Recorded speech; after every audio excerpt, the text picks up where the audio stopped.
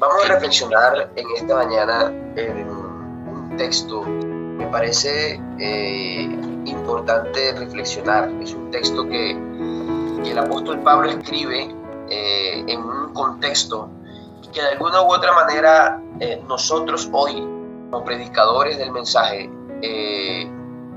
ese mensaje de Pablo, entendería yo, es un mensaje de ánimo para cada uno de nosotros. Y la palabra de Dios en 1 Corintios 15:58 dice: así que, hermanos míos amados, estad firmes y constantes, creciendo en la obra del Señor siempre, sabiendo que vuestro trabajo en el Señor no es en vano. Repito, la palabra de Dios en 1 Corintios 15:58 dice: así que, hermanos míos amados, estad firmes y constantes, creciendo en la obra del Señor siempre, sabiendo que vuestro trabajo en el Señor no es en vano. Este texto tiene una profundidad exquisita.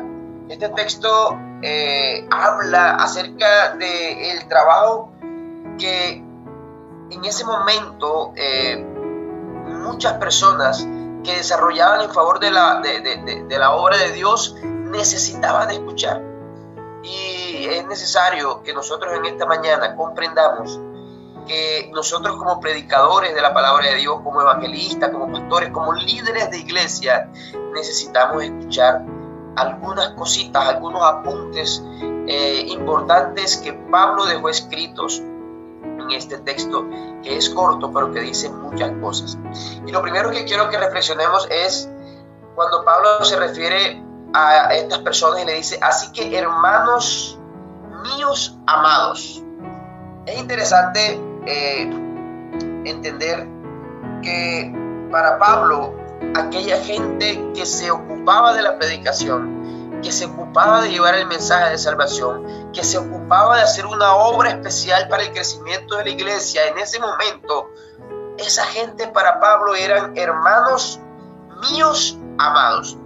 Lo primero que nosotros debemos entender, porque yo entiendo de que estamos hablando en esta mañana para gente que predica. Yo entiendo que estamos hablando en esta mañana para gente que se ocupa de la labor misionera y que se ocupa del liderazgo de las iglesias y que se ocupa de hacer un trabajo, una labor en beneficio de la obra de Dios. Yo aquí veo gente que se dedica a trabajar y a predicar el evangelio a tiempo y fuera de tiempo.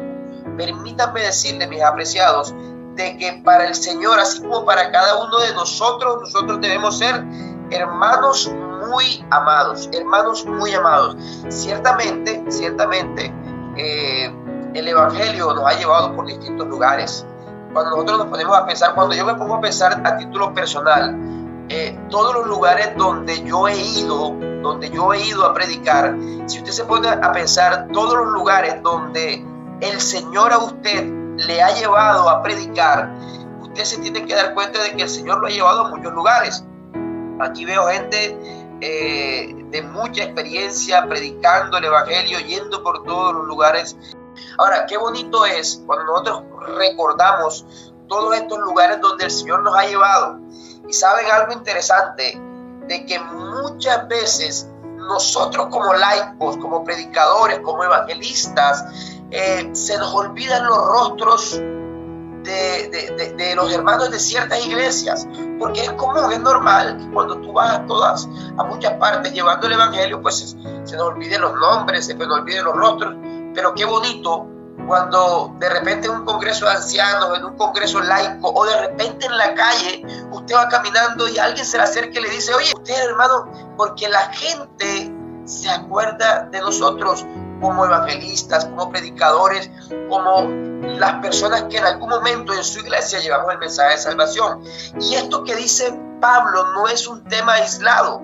Cuando Pablo dice: así que, hermanos míos amados, es porque cuando nosotros nos dedicamos a hacer la obra de Dios, llegamos a ser amados por otros hermanos de nuestras iglesias o de otras iglesias. Así que el llevar o el tener el privilegio de poder llevar el mensaje de salvación a distintos lugares, a tiempo, fuera de tiempo, en distintos contextos, a diferentes personas, en distintas iglesias, nos pone en un lugar especial donde nosotros llegamos a ser personas amadas, donde llegamos a ser personas muy amadas, no solamente por Dios, sino por una comunidad que a través de nosotros ha escuchado el mensaje de salvación. Así que lo primero, hermanos queridos, es entender que somos muy amados, muy amados. Este versículo también debemos entender que viene después de uno de los capítulos más gloriosos sobre la resurrección de Jesús. Es decir, Pablo habla de victoria eterna antes de hablar de esfuerzo presente, porque noten ustedes que el texto en sí dice: estad firmes y constantes, creciendo en la obra del Señor siempre, sabiendo que vuestro trabajo en el Señor no es en vano. Entonces, por eso yo digo, miren, a pesar de que estamos hablando de trabajo, Pablo habla primero de victoria eterna. Antes de hablar de trabajo, ese capítulo anteriormente habla acerca de la resurrección. Primero nos recuerda que hay resurrección, que hay vida eterna, que Cristo venció, y luego nos dice: por esta gran bendición es que el Señor nos invita a trabajar. Y Pablo también entiende de que nosotros, los evangelistas, los predicadores, los pastores, los ministros, los líderes de iglesia, los ancianos de iglesia, los líderes de ministerios personales, a veces nos sentimos cansados. Y no estoy hablando de que haya desánimo, no, porque yo entiendo de que aquí hay gente de muchos años trabajando para el Señor, pero hay veces que incluso físicamente hay días en que servir cansa. Hay momentos en que predicar parece que no da fruto. Hay temporadas en que orar se siente como en silencio. Pero el cielo nunca lleva cuentas en negativo para aquellos que nos ocupamos de la obra misionera, para aquellos que nos ocupamos de la labor de llevar el evangelio de Dios a toda nación, tribu, lengua y pueblo.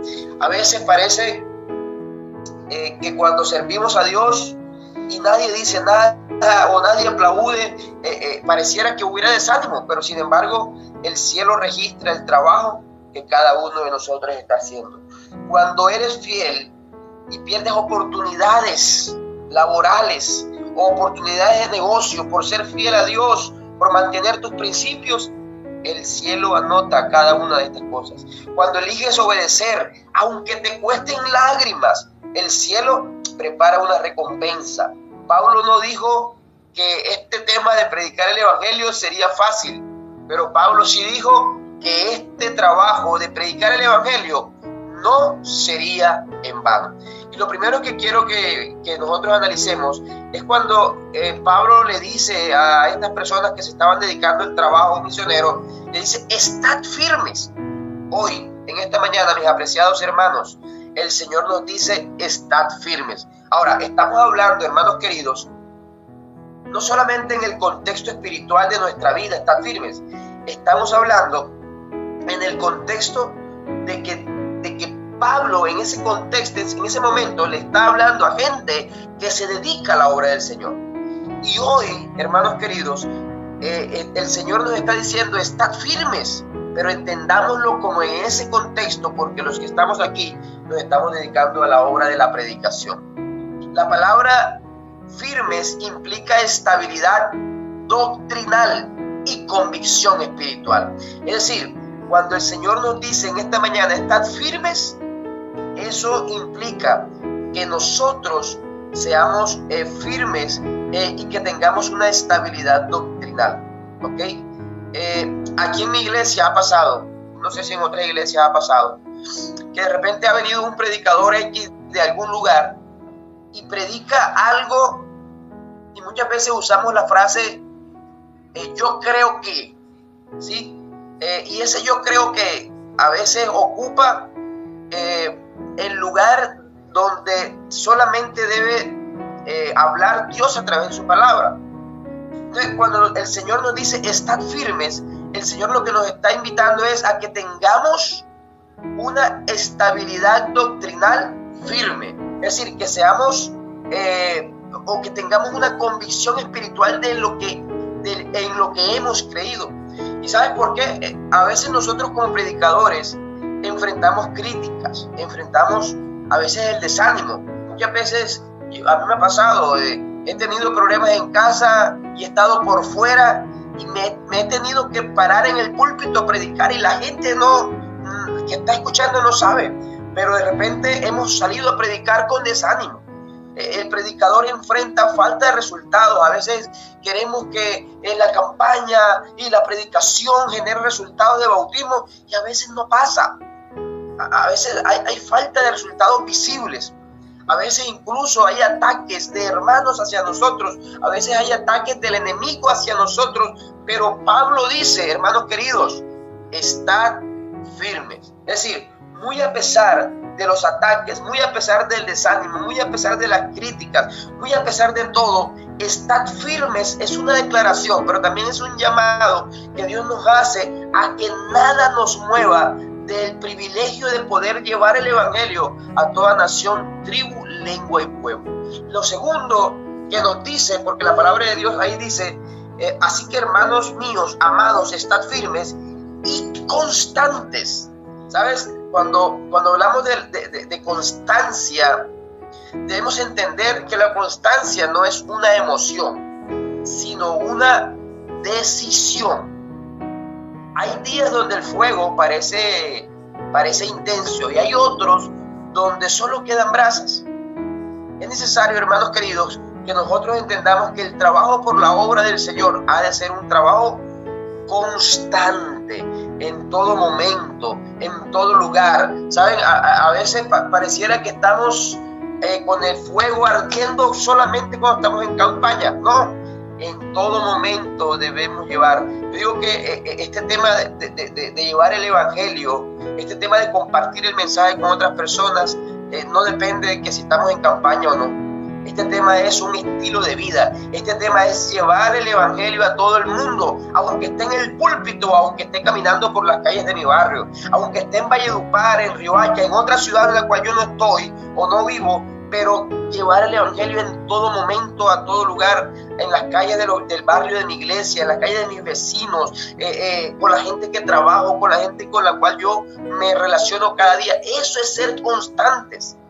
¿Sabe? Muchas veces solamente queremos desarrollar el trabajo misionero cuando estamos en campaña, en plataforma, y no, hermanos, en todo momento, en todo lugar, en todo tiempo, a tiempo y afuera de tiempo. Esto es lo que dice la constancia, a tiempo y fuera de tiempo. Y me dice otra frase interesante, ahí la palabra de Dios que dice, creciendo en la obra del Señor siempre. Lo normal en la vida del ser humano es que haya crecimiento. Pero me gusta, más allá de entender que el Señor quiere que haya crecimiento, el texto dice creciendo en la obra del Señor siempre. No de vez en cuando, no en este momento, no en el otro. Dice creciendo en la obra del Señor siempre.